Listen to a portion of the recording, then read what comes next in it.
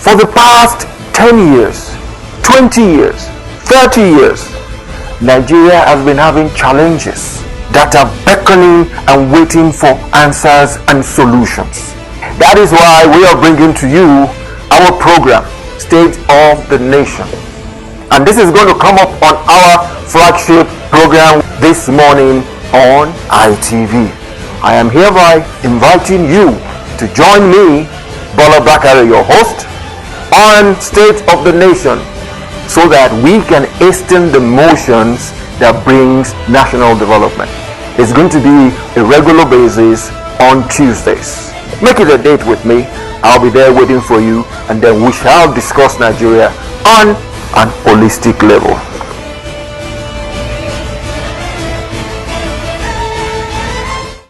It's another beautiful day, and good morning to you all. Welcome to your lofty program, State of the Nation, where we hasten the motions for national development. And when it comes to national development, we're all in it together. On this our morning brief, we shall dwell on a global factor, which is World Teachers' Day. Very, very, very apt with us. Because for the past 7 months, getting on 8, we are witnessing a situation of the federal government versus ASU versus this versus that. It is a pure case of teachers against the rest of us, federal government inclusive. But when we talk about the element of teaching, let's be broad-minded this morning. Let's be broad-minded. Teaching as a vocation has always been a vocation that is out of passion. It is not a vocation for money making. It's a vocation for passion. Little wonder, the most learned of us all are in what we call in the academia, because they want to impart knowledge to our kids, to the next generation, so that the country, the nation, the world can be a better place. Little wonder we as parents send our children and wards to school to learn so that they can become better people. Little wonder, I am saying it again, teaching is a passion and not a vocation. Let me run you an inference here.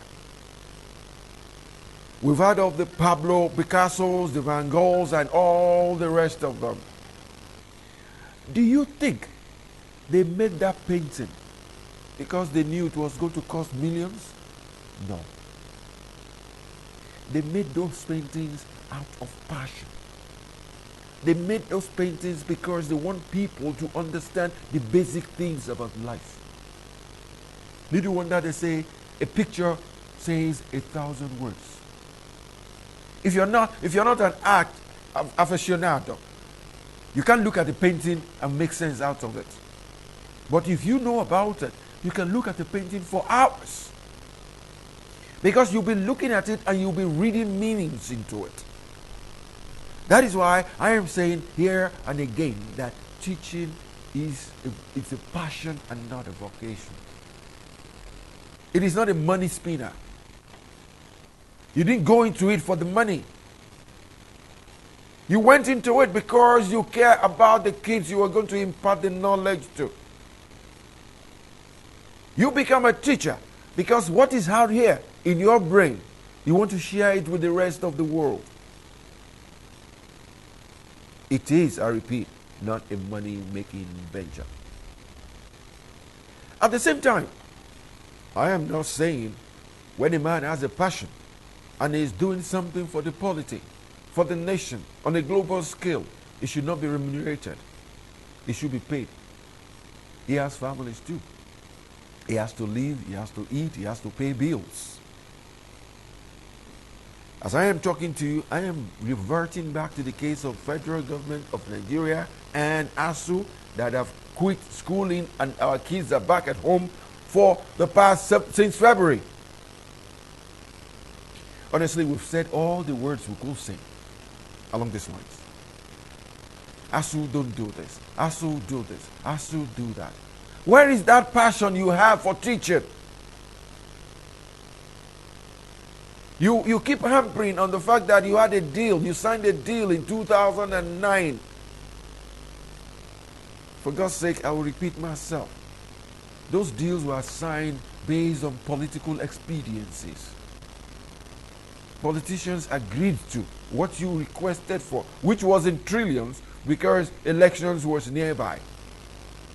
And they needed a cool atmosphere so that the thing can sail and they can come back into government. Most people will tell me, I've been talking about this, most people keep telling me, oh no, we have an agreement. And I say one thing to people, if I owe you money and I default, what do? Do you sleep in my house? Do you sleep on my gate? You know what you do? You go to court. That's what the courts are for. You go to court. While I am still waiting for my money, I am in court getting redress. I am telling ASU, go back to school and seek redress. If you're doing this, I was on a forum on another station, and then we were talking about it was a panel, and somebody said, it seems ASU is pushing its luck. And at the same time, we said, there are some people in government who are interested, who are part of that money they are requesting for. And they keep telling them, keep at it. At the end of the day, they will pay you so that I can get my own cut. What a shame. What a shame. People will call the leaders of tomorrow are back at home. People will call the leaders of tomorrow are fast becoming miscreants out of nothing doing. People will call the leaders of tomorrow are now becoming the devil's workshop. How will ASU tell me they can undo that?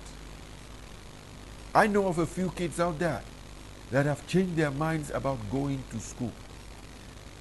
How many of them will not go to school anymore? By virtue of the fact that maybe they found something lucrative, which might be a negative thing. Or some have found something lucrative, which they think, oh, if I go to school, after all, if I come out, I have to go work for myself if I can't get a job. And now they've been able to do something for themselves, and then they're on it.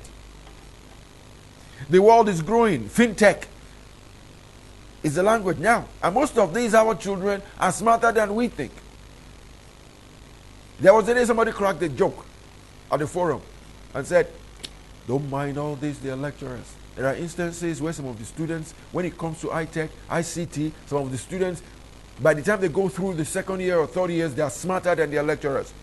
It is a known fact. Why I'm saying this, I'm not encouraging you not to go to school.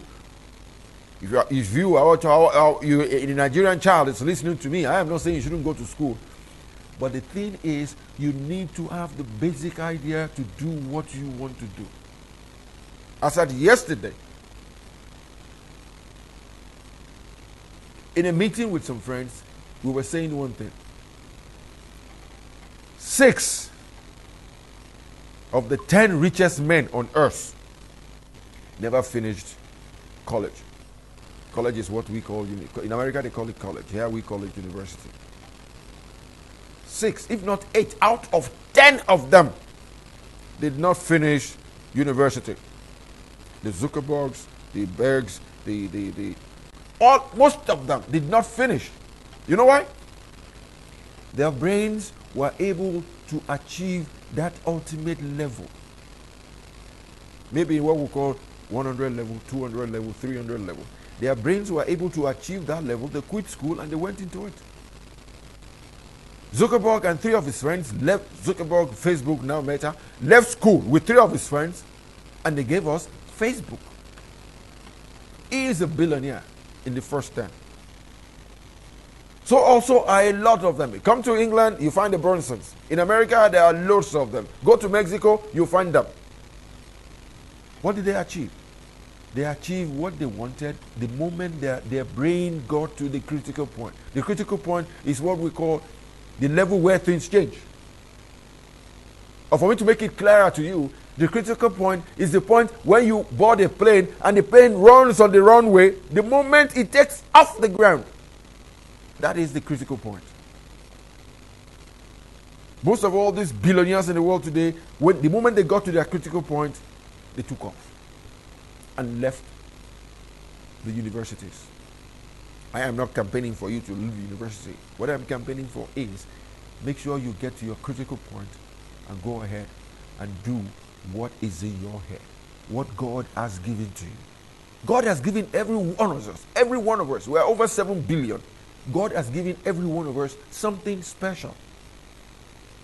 And you, our kids, that are looking at me this morning, there is something special which you have. All you need to do is to go and find it. All you need to do is to go to school, get that basic education, so that it can give you a hand in finding that special thing about you. But today is all about teachers. Teachers, my word on that is simple. If you are into teaching, if you're a teacher, if you're a lecturer, it is a passion, not a vocation. If you are not in love with imparting knowledge, please take a walk. If you are interested in making money, please take a walk. Federal government opened up universities, secondary schools, primary schools, with all the infrastructure in place. And all you have to do is just to come in there and teach. And at the same time, you're making demands, uncomfortable demands. I'm not saying you shouldn't make demands about improvement of whatever it is that is your welfare. But I want you to run a comparative analysis to the fact that private schools are running. Don't tell me they ask for more money than you do. Did you bring anything to the universities when you came? Even you didn't have a house. The university housed you. You didn't build classrooms. You didn't rent classrooms. It was already existent. So why are you telling me you have to milk the government? You have to milk every one of us? Don't you have a job? I don't like making this inference, but I will make the inference all the same. The ASU president one day said, hey, nobody can scare me about no work, no pay. I have 3 jobs. Teaching is one of them. If that one doesn't pay me, I'll go back to the other 2. What is he telling us? That his work mentality is divided into 3. Little wonder we churn out kids that do not know anything. We churn out kids and he asks them a question based on what they read in school, and you'll be surprised what they would tell you. And at the same time, these lecturers are saying, Oliver Twist, they become Oliver Twist, we want more. You'll find kids, they have a 2-1, 2-2, or a first, some of the first class kids are good, 2-1, 2-2, 3, and then you talk to them on a normal basis. You'll be shocked at the answers they will give you. Are you telling me you were in the classroom for 4 years and you can't even defend yourself? You can't even make a proper statement? Honestly, I am not blaming the child. I am blaming the man who calls himself a lecturer and has been picking up the money for 4 years and then he's not doing anything. He's not imparting knowledge. You give them tests on a regular basis. Don't you talk to them? So at the end of the day, all you are interested in is, just let them go. Let me keep on handing my money. But the bottom line is, I would like to share this with you. The simple bottom line is, teaching is a passion, not a vocation.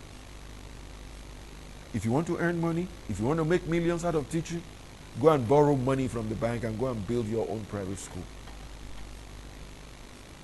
I repeat that. If you want your teaching mentality to become a big-time business, go and borrow money and go and build your own school. My last word is, teaching is a passion, not a vocation.